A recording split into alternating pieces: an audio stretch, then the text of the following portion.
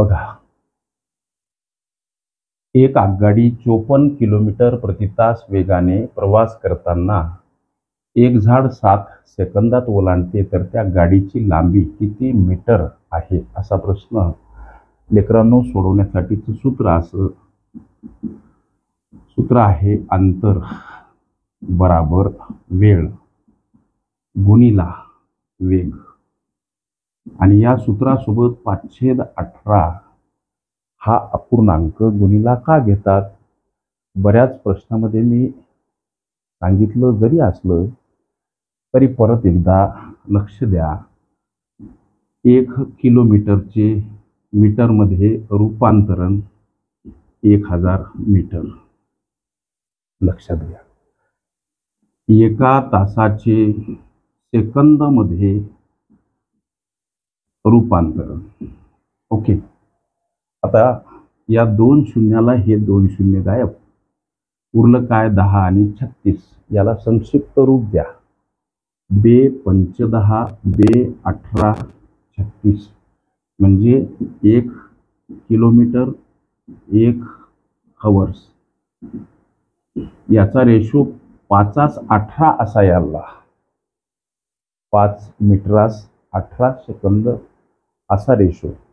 मग हा अपूर्णांक प्रातिनिधिक स्वरूपात इथं गुणिला का घेतात सर? तर इथली ही माप मीटर, रेल्वेची लांबी, प्लॅटफॉर्मची लांबी, बोगद्याची लांबी किती असा प्रश्न मीटरमध्ये त्याचं उत्तर काढायचं असतं. किंवा बोगदा किती सेकंदात ओलांडेल, प्लॅटफॉर्म किती सेकंदात ओलांडेल. ओके.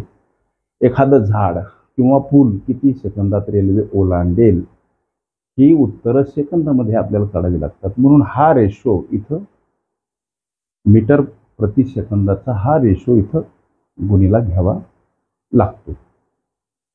रेल्वेची लांबी विचारली. लांबी म्हणजेच अंतर, हे लक्षात घ्या. ओके. लांबी म्हणजेच काय? अंतर. लांबी म्हणजे अंतर. ओके. आता हे अंतर काढायचं, लक्षात घ्या. त्या गाडीची लांबी काढायची म्हणजेच अंतर काढायचं. ही गाडी एक झाड 7 सेकंदात ओलांडते, हा वेळ 7 सेकंद. गाडीचा वेग 54. इथं वेगाच्या ठिकाणी 5/18 गुणिला घ्या. हा भाग 3 न गेला असत. इथं आता उरले 7, 3 आणि 5. हा गुणाकार 21 परत गुणिला 5. आता हा गुणाकार 5 1 5 5 2 10. हे उत्तर इथं मीटरमध्ये आलं. ओके. तर त्या गाडीची लांबी किती मीटर? 105. हे उत्तर पर्याय क्रमांक डी मध्ये दर्शवलेलं आहे. ओके.